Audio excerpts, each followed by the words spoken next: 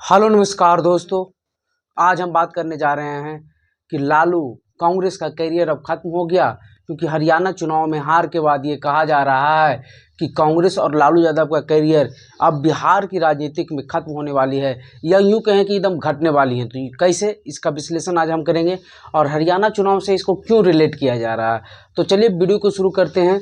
दरअसल बात यह है कि अभी हाल ही में हरियाणा चुनाव का रिजल्ट निकला है और रिजल्ट में जिस प्रकार की उम्मीद थी, हर एक जो एग्जिट पोल है, मीडिया है, सभी लोग कांग्रेस को बहुमत में दिखा रहे थे हरियाणा में, लेकिन नतीजा उल्टा हुआ।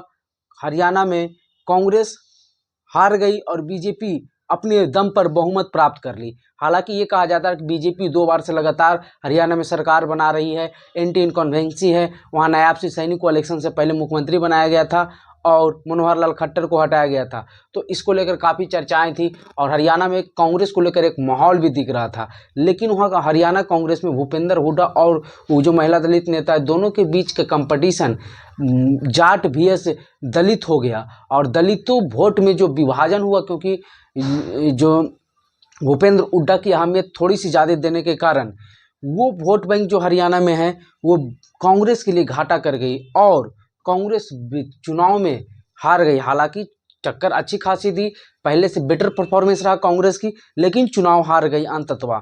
तो बात यह है कि हरियाणा चुनाव हारने से बिहार में क्या इफेक्ट पड़ेगा और लालू और कांग्रेस को क्या असर पड़ेगा।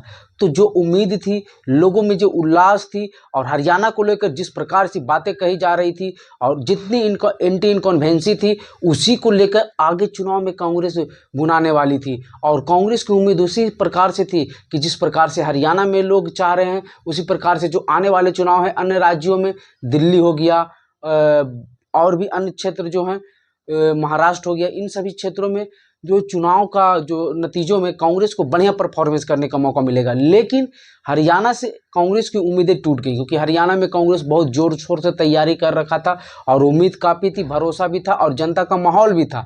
लेकिन चुनाव नतीजा से कांग्रेस को हताश लगी और उसी से बिहार को रिलेट इसलिए जोड़ा जा रहा है और लालू प्रसाद को इसलिए कहा रहा है कि तेजस्वी यादव भी उसी उम्मीद में बैठे हैं बिहार में और बिहार में काफ़ी प्रचार प्रसार किए हैं, यात्राएं भी कर रहे हैं। लालू को उम्मीद है कि इस बार हम अपने ज़िंदगी में ही अपने बेटे तेजस्वी को मुख्यमंत्री बनते हुए देख लें, और इसी उम्मीद में लालू ने काफ़ी मेहनत सहनत कर रहे हैं बिहार में। और हरियाणा चुनाव से जब देखा गया कि हरियाणा में इतनी एंटी इनकम्बेंसी थी 10 साल से, फिर तीसरा बार भी हरियाणा में बीजेपी को ही दे दिया गया। तो ही कहा जा रहा है बिहार में जो भी एंटी इनकम्बेंसी को लेकर बातें चल रही है मुख्यमंत्री नीतीश कुमार को लेकर, तो 3 बार 4 बार से जो नीतीश कुमार मुख्यमंत्री हैं, तो उनका असर भी नहीं इस बार बिहार में दिख सकता है। हो सकता है बिहार में भी एंटी इनकम्बेंसी नहीं हो, और इस स्थिति में अगर बिहार में एंटी इनकम्बेंसी नहीं रहा, तेजस्वी सरकार नहीं बना पाए इस बार, तो लालू यादव का जिंदगी अब कितने दिनों का है, 10 साल 15 साल, हम कोई एक पर्पस से नहीं बोल रहे लालू यादव कितने दिन भी बच सकते हैं, लेकिन जिस प्रकार से उन्हें बीमारियां हैं, जिस प्रकार से उन्हें अभी उनकी स्थिति है, तो जो भी हो, तेजस्वी को मुख्यमंत्री अगर बनते नहीं देख पाए लालू यादव, और लालू यादव की अगर खुदा न खास्ता कुछ हो गया, तो फिर तेजस्वी के करियर में काफ़ी ढलान आएगा ही। और दूसरी ओर जो प्रशांत किशोर एक पावर के रूप में बिहार में खड़ा हो रहे हैं और तेजस्वी को टक्कर दे रहे हैं, बीजेपी को भी टक्कर दे रहे हैं, और इस बार अगर तेजस्वी बढ़िया परफॉर्मेंस नहीं कर पाई तो प्रशांत किशोर की पार्टी तो अभी नई नहीं है, लेकिन अगली बार जब चुनाव होगी तो उस बार पूरी तरह से प्रशांत किशोर की पार्टी फैली रहेगी, मजबूत रहेगी, तंदुरुस्त रहेगी। तो फिर तेजस्वी की करियर पार्टी ही कोई डुबोना ना पड़ जाए, क्योंकि उस स्थिति में बीजेपी एनडीए की ओर से एक धड़ा हो जाएगा और प्रशांत किशोर अपने आप को मजबूत कर लेंगे।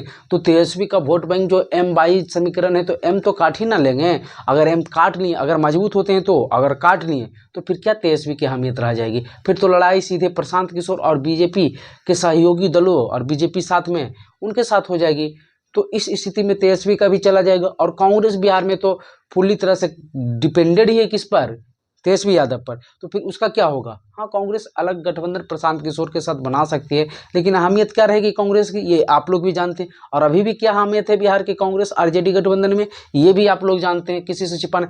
तो यही कहा जा रहा है कि जो बीजेपी की हरियाणा की जीत है वो उम्मीद नहीं थी, और लालू और कांग्रेस ये उम्मीद कर बैठे थे कि हरियाणा में तो आराम से कांग्रेस जीत रही है और वहाँ कांग्रेस के नए मुख्यमंत्री बनेंगे। राहुल गांधी भी फुल्ली कॉन्फिडेंस में थे, और ये झटका जो है ये बिहार में भी असर दिखाएगा कांग्रेस और आरजेडी को। और जिस प्रकार से तेजस्वी यादव इधर उधर घूम रहे हैं और जो एक दूसरे के खिलाफ माहौल बिहार में बना हुआ है, क्योंकि तेजस्वी यादव तो 5 दिन की यात्रा करते हैं फिर विदेश चले जाते हैं, तो जो पार्ट टाइम नेता का छवि उनके प्रति भी थोड़ा थोड़ा बनते जा रहा है। हालांकि ये पूरी तरह से नहीं बने, उन्हें एक जो है अच्छा नेता के रूप में जाना जाता है, जो सभी चीज़ को समझते हैं, जानते हैं। और लेकिन राहुल गांधी को जिस प्रकार से पहले इमेज था, हालांकि उन्होंने अपना इमेज ठीक कर लिया है, तो कहा ही जा रहा है, तो बिहार में भी इसका इफेक्ट दिख सकता है।